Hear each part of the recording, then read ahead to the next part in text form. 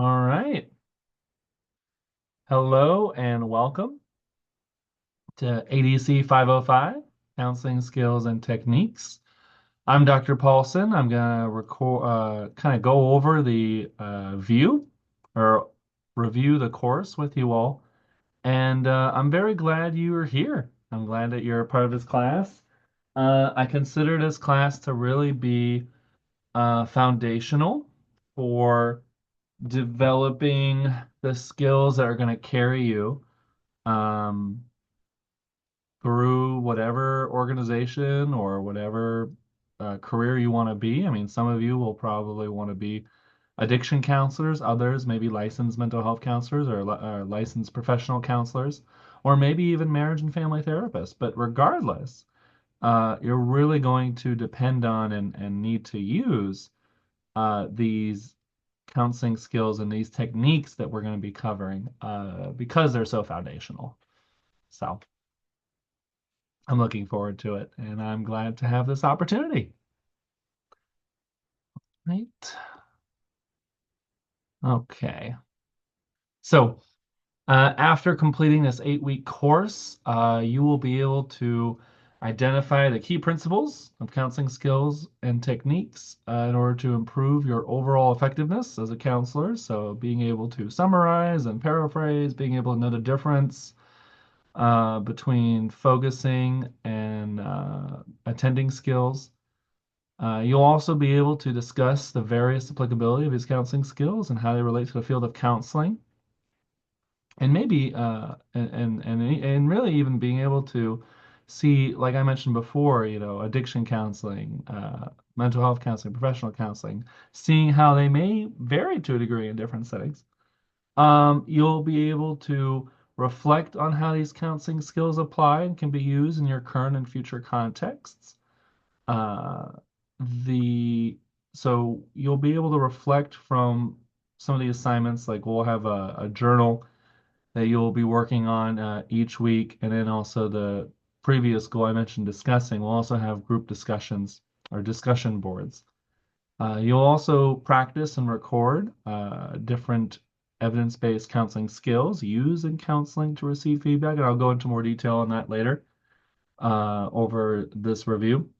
Then you'll also be able to demonstrate your counseling skills through role-playing exercises in live video sessions and triads and also quadrads. So groups of 3 and groups of 4 if we have to.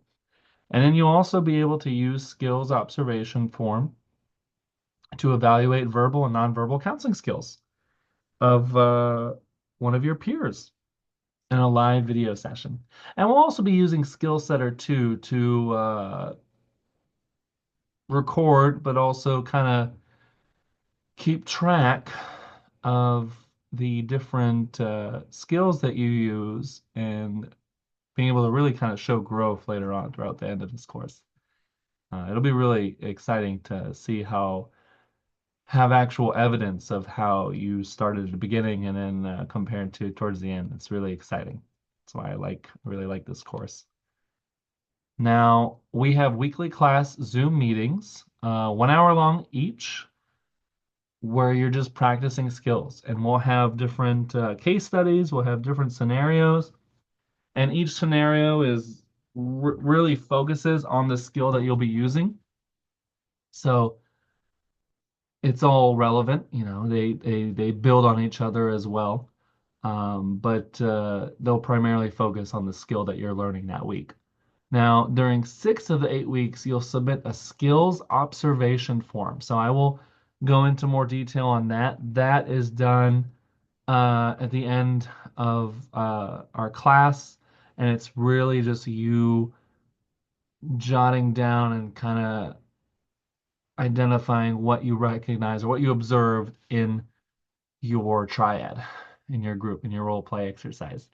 Now, you'll also be recording sessions or recording the role play sessions. You'll be uploading 2 of them for an analysis where you're going to use different forms. You're going to use an observer evaluation form and you're going to use a self-evaluation form. So you're evaluating yourself and also one of your colleagues or one of your peers.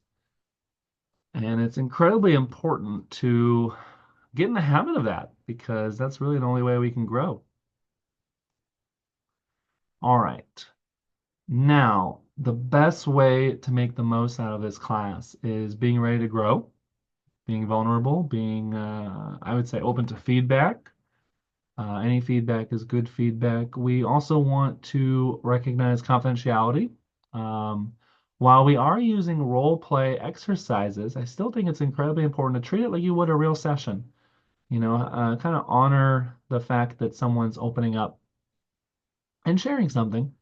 And then we also want to treat this like you would a class as well. Make sure that there's no one else in the background, no one else that isn't only students can really be present and hear what other students are saying. We don't need other people in the background. And we want to make sure that we're maintaining that confidentiality. We want to have appropriate boundaries. We want to make sure that we're also mindful of time and that we're showing up on time and we're respecting that as well. But also, don't be afraid to advocate for yourself and voice it or something you're uncomfortable doing. Please let us know. Trust the process. It's okay to be a little uncomfortable. And I also want to point out in the first few weeks or so, until we really get in the groove of things, it's going to be a little awkward. It might be a little awkward to role play. Some of us, we all really come here to be counselors and clinicians, not necessarily actors. So just know that that's normal, and that we're just getting in the groove of things and being able to practice these skills. Now, what if you need more practice? Not a problem. There. So in addition to the once a week role play exercise, we'll also be using Skill Setter, where you'll be able to see and review videos where they kind of show skills being used or give you the opportunity to use these skills. And then you can even, as a group, kind of view your classmates and provide feedback as well. So that's an opportunity to also get more practice. We want to make sure too that as we are giving feedback, we're being professional, we're displaying proper etiquette, that we are giving unconditional positive regard to each other and ourselves. And I also want to point out too, really one of the most important parts of this class is that attendance is mandatory. It's only 8 weeks.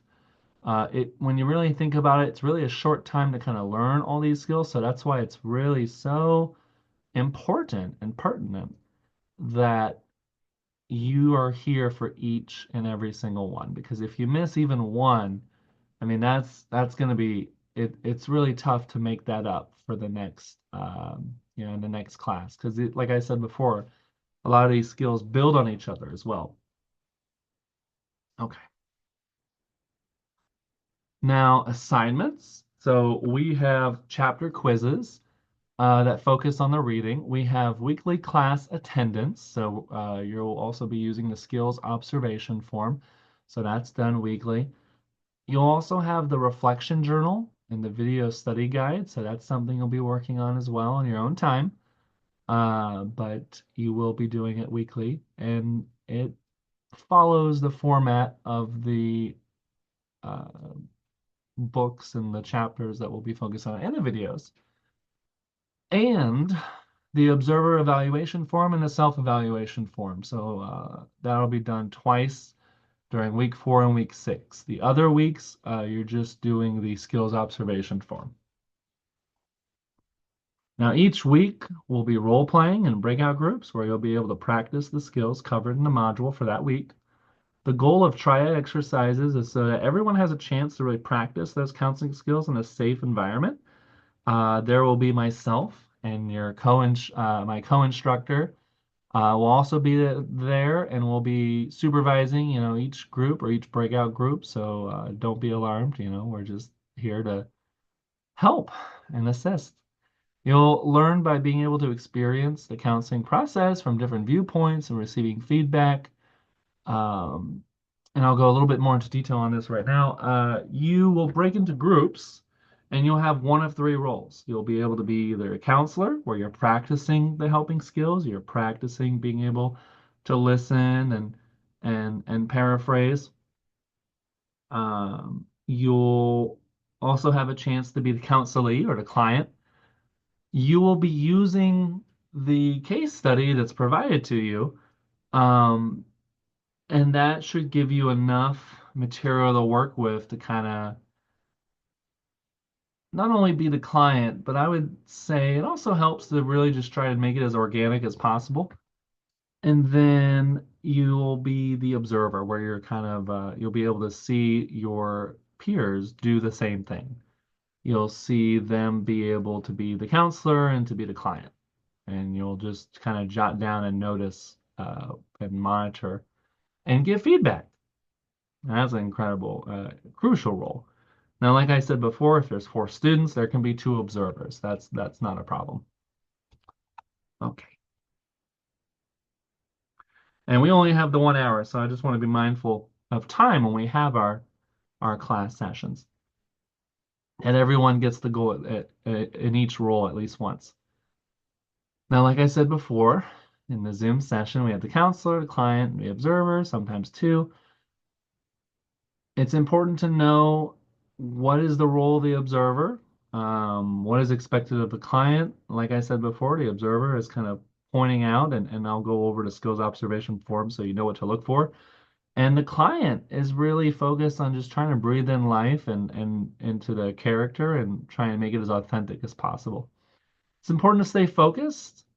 And at the end of the class, you'll be sending the skills observation form to the counselor so that they can get that feedback, because that's really important for them to know, because we can't really improve on things if we don't know what's happening. So that's why feedback is so crucial. Okay, so this is the form that you'll be using. The skills observation form, you'll be able to, it's really just more of a checklist. You'll be identifying, um, and you can disregard the Monday through Thursday. We'll only be having class on Thursday at 8 p.m. Eastern Standard Time. You'll be jotting down and recognizing if there's any eye contact, if it was proficient, or, you really noticed that the counselor really honed in. Or maybe even, at the bottom, you could provide more feedback, but you'll be looking for the verbal tone, attending skills. You'll be looking for facial expressions. You'll be looking for empathy, being able to see if the counselor was non-judgmental, if they were using their active listening skills, if they had open-ended questions, things like that, if they were reflecting and reflecting feelings, meaning, and content. That's more of an advanced skill that later on throughout the weeks that you'll be using or noticing and practicing. But I would say in the first session, during the first week, you're really going to focus on probably more so the first five skills or so. Um, and I'd say self-disclosure as well. You will have an opportunity to practice that at least in the second week. Um, but some of these skills are advanced, but they're all basic. They're all basic. They just kind of, again, build on each other. And you'll have an opportunity to recognize and share what you thought the counselor did well. Give at least three ideas, and it can be related to the content, the process, or a particular skill. Now, it's important to have an understanding of what counseling is. Counseling promotes the autonomy of the client. You are preparing them and encouraging them to become self-sufficient. Um, I like to think of it as eventually, slowly but surely, my job is to work myself out of a job to the point where the client doesn't need me anymore. Basically at the end of however many sessions, they will have almost like a little mini therapist in their mind that will kind of tell them what I would probably tell them in session. I want them to practice these skills so they can kind of be their own counselor. Now, it's really important to also know, and I've heard this time and time again, and I probably will until the end of time. But so many people think, oh, hey, I'm good at giving advice. I'm really good at giving advice. I should be a counselor. No, that is inaccurate. We do not give advice, or at least better yet, we don't tell the clients what to do because that defeats the whole purpose of autonomy, and it really, I would take away free will. So I don't believe in that. Instead of telling the client what to do, what we really do as counselors and therapists is we reflect back what it is that they are wanting to work on, and we present options. And at the end of the day, the client chooses. You know, the client counseling is a collaborative process. We work together, but at the end of the day, the client is the one that chooses what they want to do. You know, even if they want to continue therapy, that's generally on them unless it's court ordered or mandated. Um, so we help the clients generate options and learn effective methods for solving problems. We help them formulate new ways of thinking, feeling, behaving because that's also their goal. You know, they'll come to therapy because they want to change or they want to uh, learn something new or process something, but they always have something that they want to work on. Now, it's also important to know that you'll meet your client where they are. Understand that you do not know the answers to their issues because we're really not. While we are the expert when it comes to counseling, I mean, they also are the expert to their own story. You know, they're an expert to knowing their backgrounds and their history. So we don't want to overstep or cross any boundaries. We can't live their life for them. It's important also too, and while I mentioned that we help them learn effective methods for solving problems, we do not necessarily problem solve. Even if you focus on solution focused brief therapy, you're still not really problem solving during the session. What you really will do is maybe work with them to help them come up with solutions, but it's also important that you can really assign homework and again give them the chance to solve their own problems. Because if we just solve the problem for them, they're never going to be able to do it on their own. And also, our problem solving would most likely not really solve their problem. It would solve our problem from our perspective, but it wouldn't solve their real problem. And again, I can't say it enough. We really need to just recognize that we do not give advice. That's not our role.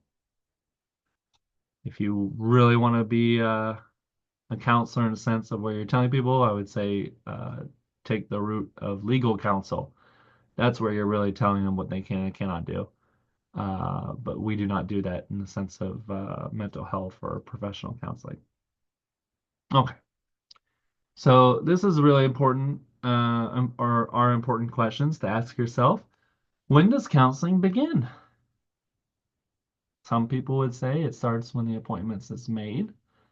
It's important to recognize, you know, who's answering the phone, how are they answering it?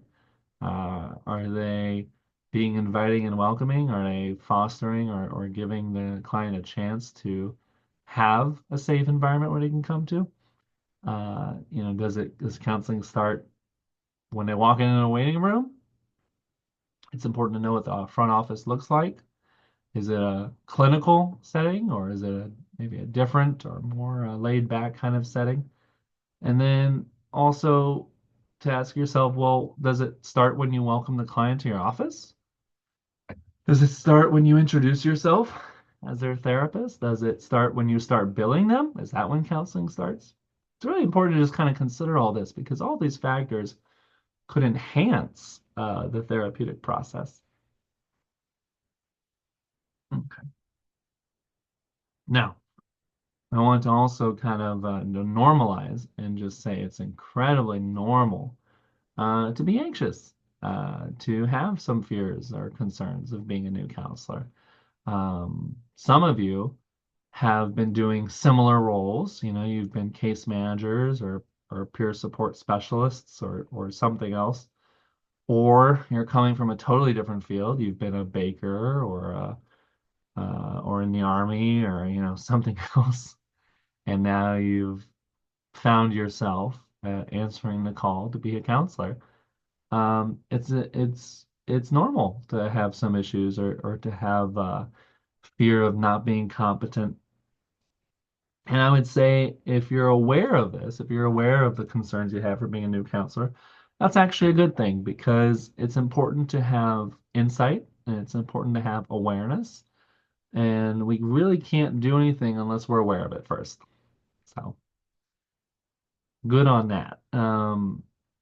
So it's normal to have a fear of making a fool of yourself. It's normal for people to be afraid of saying the obvious, especially having thoughts where fear of not being competent. The client is ultimately responsible for getting better. The counselors cannot be a jack of all trades. We can't be experts in every area. There's going to be some limitations. That's normal. And also, I would say it's incredibly important to seek supervision. Don't be afraid to say you don't know. There can be the fear of making the client worse, the fear of not liking the client. It's important to ask yourself why you're having these thoughts to kind of get to maybe the center of it, where they're coming from. And I would say too, there really is no harm in also getting your own work done. Being able to see a therapist on your own time. Highly encourage it because it will give you a chance to see what it's like to be the client, but also see different therapist styles and how that might differ from your own. Now, the so it's incredibly important to seek supervision too and be open to feedback because it's really the only way to improve. There's going to be clients that might not want you for whatever reason, and it's important to not take that personally. I can't tell you how many times I've had a client want me as their therapist simply because I'm male. I can't tell you how many times a client has not wanted me simply because I'm a male therapist. And that's okay. I also tell them usually within the first session or even the second one, because after the second one, I kind of get the feeling maybe they're a little reserved or they have a tough time opening up to me. And I just tell them from the get-go and I say, hey, you know, if you want a different therapist, that's okay. I would not want, I tell them how no matter what, I just want what's best for them. And if them seeing someone else is going to help them achieve their goals faster, then by all means, that's what I want. I just want them, I don't want to waste any of their time. I also don't want to waste any of my time. But once they hear that, then it can help them make a decision. Do they want me because I'm being genuine and authentic with them and I truly care about them and want to do right by them? Or do they have an opportunity to say, okay, yes, I do want, that therapist over there instead? Now, it's also important to know about transference, and it goes both ways. There's transference and countertransference. But there's going to be opportunities where a client might remind you of someone you don't like, and vice versa. After doing therapy, they might realize, oh, hey, this therapist or this authority figure, or whatever, reminds me of my mom, and I don't like my mom, or reminds me of such and such, and I don't like such and such. And it's nothing personal. It's just things that are getting activated, and we want to be mindful of that. We want to be aware of it, and we want to be able to have some kind of plan should it happen. Now, also, there are unlikable characteristics. I mean, that's possible. There's the fear of the client not liking the counselor. This may happen. And again, it's out of your control, but you can explore with the client.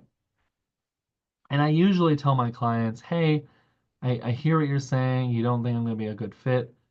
I would like to encourage you to give it a shot and try it out because I'm willing to try it out. And we'll see how it goes. And then by the second or third session or what have you, they'll generally know if they do want to keep seeing me or not, and by that point, at least they can say they gave it a shot and they tried and they really got some data to suggest if it would be a good fit or not. So, all right. Now, what makes a good counselor in training? That's what you all are, because you're learning how to become counselors. There's good listening skills, being empathetic, competency. And I would say competency, you don't just have it immediately. You do have to grow it and build it. Attractive personal qualities, so being kind and understanding. Uh, Being able to manage your own anxiety, being able to tolerate ambiguity, awareness of personal defense strategies and patterns and defense mechanisms. And like I said before, that mindfulness, that awareness, is really going to be helpful because it's going to help you not become your own worst enemy or get in the way of your growth and your progression as a therapist. It also helps to be able to take risks within reason. Again, this is why you'll be having a supervisor of some sort or having supervision to make sure that we're not doing anything risky in the sense of doing something unethical. But it helps to also, get comfortable with being a little bit uncomfortable in order to get better at something.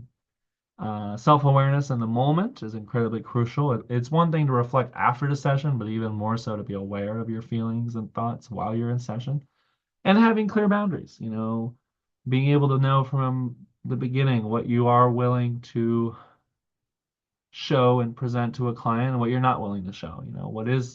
What is professional and currently within your rights to disclose and what might not really be necessary for a client to know about you.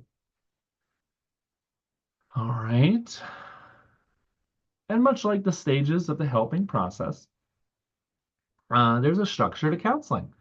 So, and this is really more so a very basic way of looking at it. I like the CBT method of the stages of counseling, but everyone's a little bit different. But I'd say in the first 15 minutes or so, we're doing the beginning stage of the session where I'm following up with them. We're processing maybe the previous week. I'm using my attending skills and I'm helping them tell their stories. I'm building rapport. I help them break through possible blind spots that might prevent them from seeing themselves. I'll ask them some open-ended questions. I help them recognize their problem situations and explore opportunities. And I help them choose the right problems and or opportunities to work on. So within the first 10 or 15 minutes, I'll be asking them like, well, you mentioned this, you mentioned that. Is this what you want to work on in today's session? Is this what you want to be the theme or the agenda? And again, I just put it back on the client. I guide them to a degree, but they're giving me, really the material to work with. And then we have the middle, which I would say is more so the meat and potatoes portion, where I'm helping them use their imagination to come up with possibilities for a better future. Maybe we're goal setting. Maybe we are, uh, I'm helping them decide, prioritize. I'm helping them prioritize and identify specific areas to work on. And that's where we really get to the agenda. So the first portion is kind of going over what could be the agenda. Then we have the agenda where also I'm providing, maybe psychoeducation or I'm guiding them through an exercise or I'm kind of helping them and I'm using a therapeutic intervention. And I'm helping them find incentives that might help them commit themselves to their change agenda. So in this case, like motivational interviewing, I'm highlighting their strengths. I am helping them realize why they came into session. Are they here for themselves? Are they here to get better? Are they here for their family? Are they here for their wives or their kids? What is the reason that they're here? Is it intrinsic? Is it extrinsic? Are they trying to avoid jail time? What's going on? And then we have the ending, stage three. We go over the possible actions. I help them see that there's many different ways for them to achieve their goals. I might assign homework towards this portion. I might help them choose and really commit to what strategies they want to do in the coming weeks, or maybe what they learn in session that they can apply in practice, so that we can make our goals specific, measurable, attainable, relevant, and timely.